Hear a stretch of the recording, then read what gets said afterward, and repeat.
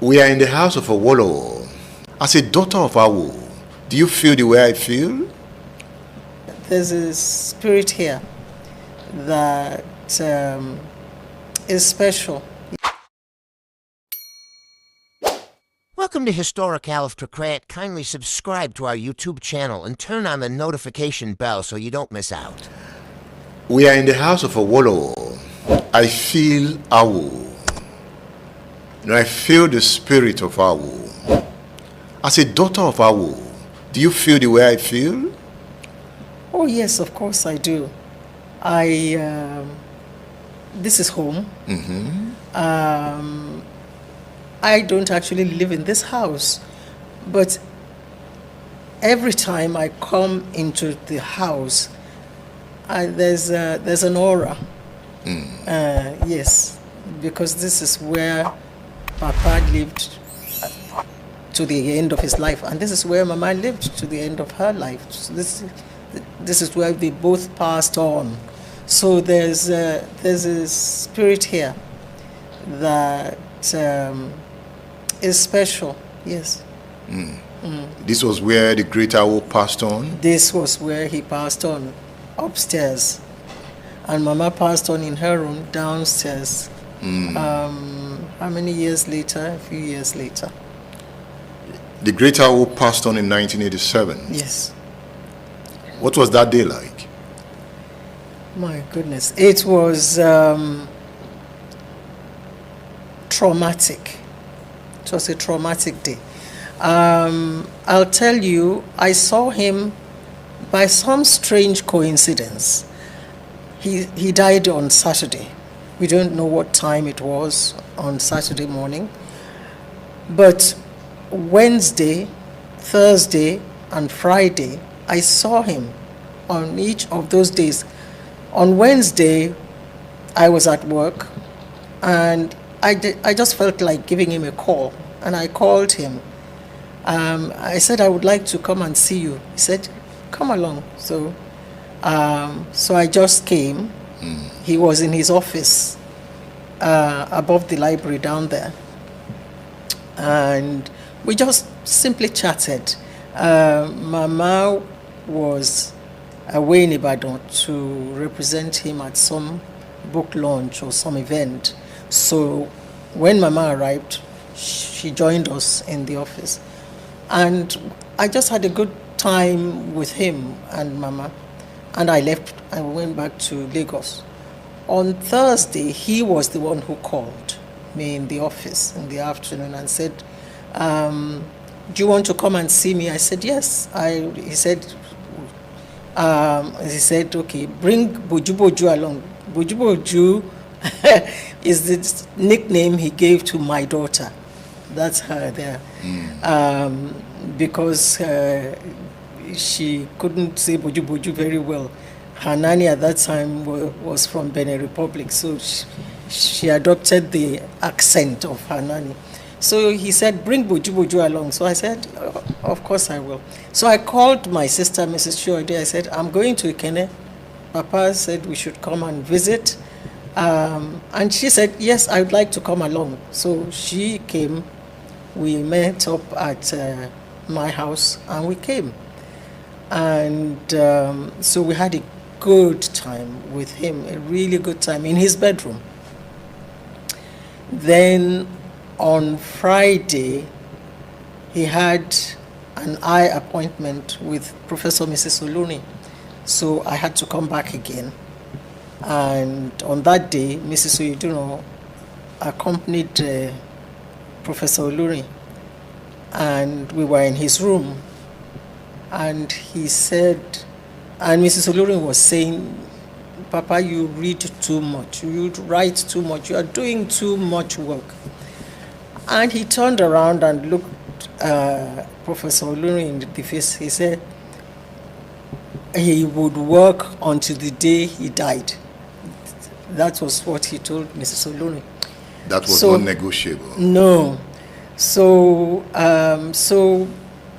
when he finished, he came downstairs to that room there because he needed a haircut. the barber was already waiting. Alhaji Gbadamosi was also here. So when I was leaving, they were both in that room. Papa and Alhaji Gbadamosi. Papa had the barber cloth round his neck. That was my last picture of him. So I went in to say goodbye. I said I was leaving. He said, I want you to come back. No. That was on Thursday. He told me he wanted to, when I came back on Friday, that I should prepare to stay overnight, Friday to Saturday. But when I arrived, he said, where is Buju Buju? I said, she's not here. He said, so you're not staying? I said, no. And he looked crestfallen. I can never forget. And I regret that. I will regret that forever. He sat on his bed. I sat on the chair by his bed. And we were chatting, but he didn't look me in the eye. And then when my sister came and all of that, and then so when I was going, I said I will see you on Monday. And he said, his last words to me, he said, Oma Kenyu. Meaning? Meaning your child will take care of you. Did you understand what that meant? I had no idea. I didn't think it had any significance on that day. What do you think now? Now I know that maybe he was just saying goodbye. Nobody thought that he was going to die. There was no sign at all that he was about to pass on. So, I just left. And Mama was supposed to come to a wedding. She and I were supposed to go to the wedding together. So she was supposed to come to my house on Saturday morning. So I was dressed and waiting for Mama to come. And quite unlike her, she was very late. I waited and waited. So when I heard the sound of a car at the gate, I looked out from the window. I was expecting it to be Mama's car, but rather it was my husband's car. And because the plan was that we would go to the wedding, Mama would drop me at the clinic where my husband was working, and then he and I would come home to our house in Lagos. But when I saw his car, I was filled with dread, and I flew literally down the stairs. I opened the front door. I said, "What are you doing here?" He said, one of our cousins, Barrister Sholaja, called him to say that Papa was not feeling well. And I said, so if Papa isn't feeling well, why are you here? Have you called his doctor? What exactly are you doing here? He said, well, I think we should go and see him.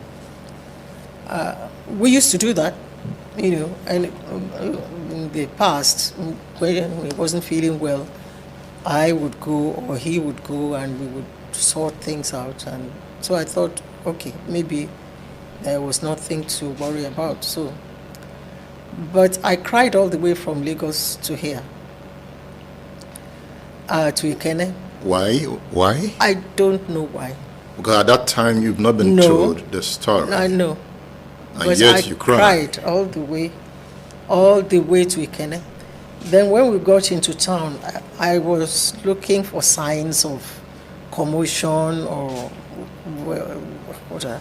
But everything was calm.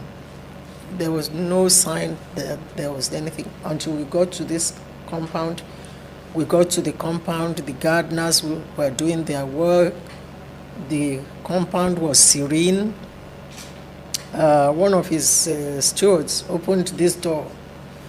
I said, Shadrach, where is Papa? He said he's upstairs. Where is Mama? She's upstairs. Okay, so I went up the stairs gingerly. I knocked on Papa's door. There was no answer.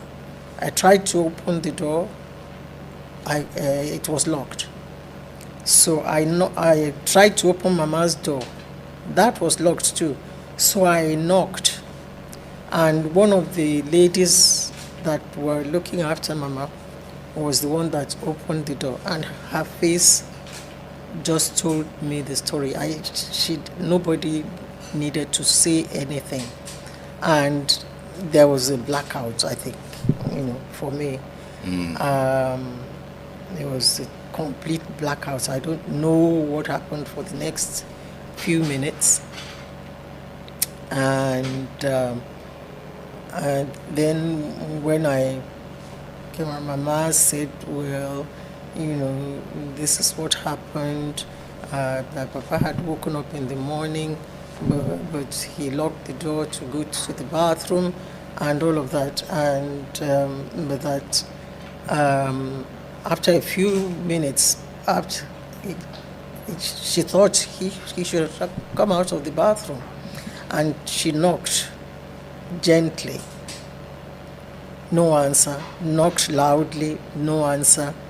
Then she called his driver of 40, 50 years. Went to call him. And they took a big stick. And at that point, they knew that there was something seriously wrong. So she told me all of that. And so I said I wanted to see him. So they opened the connecting door between Mama's room and his room, and I simply fell on his body. I just fell on his body and lay there, and they had to pull me. Thanks for watching. Kindly subscribe to our YouTube channel and hit the notification bell so you don't miss out. Ho, ho, ho!